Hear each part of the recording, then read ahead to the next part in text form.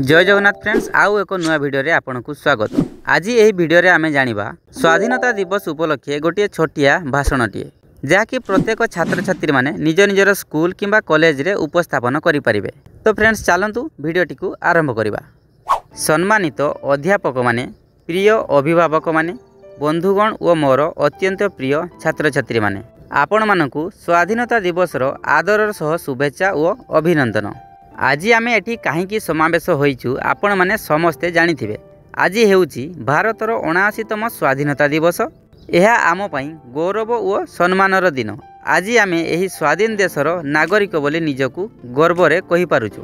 15 अगस्त 1947 एही तारीखटी इतिहास रे सुना अक्षर रे लेखा जाइछि। एही दिन भारत ब्रिटिश शासनरु स्वाधीनता लाभ कला।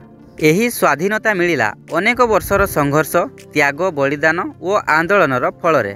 आज जहाँ आमे उपभोग करुछु सेथिरे लुचि रहिछि लक्ष लक्ष महानायक मानकर जीवनर बलिदान।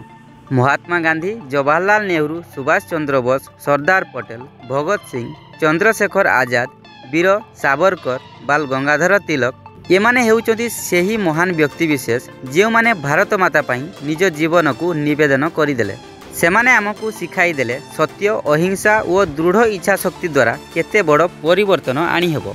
स्वाधीनता परे भारत गोटे नुआ यात्रा आरंभ कला। एक गणतंत्र, एक नैतिक एवं आर्थिक शक्तिर नूतन यात्रा। यही यात्रा भूल त्रुटि, सफलता विफलता सह आगकू बढ़ी चली। विज्ञान, तंत्रज्ञान, चिकित्सा, शिक्षा, शस्त्रबल एवं अन्य अनेक क्षेत्र में भारत बृहत प्रगति करिछि।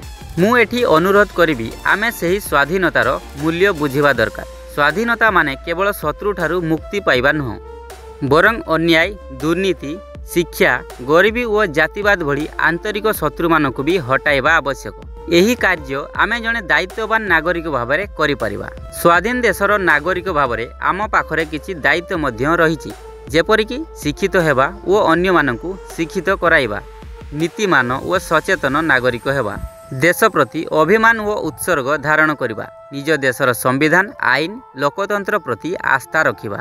आउ मु शेषरे कहिबी स्वाधीनता आम पई एक दायित्व और अवसर। जदि आमे याकू सम्मान देउ नाही तेबे आम पूर्वज मानकर बलिदान व्यर्थ हबो। तेणु एही स्वाधीनता दिवस रे आसंतु आमे समस्ते एही शपथ नेबा जे आमे निज कार्य द्वारा देश को आगो को बढ़ाइबा पई उद्यम करिबा। एतिकी कहि मु मोर वक्तव्य शेष करूची। जय हिंद, वंदे मातरम।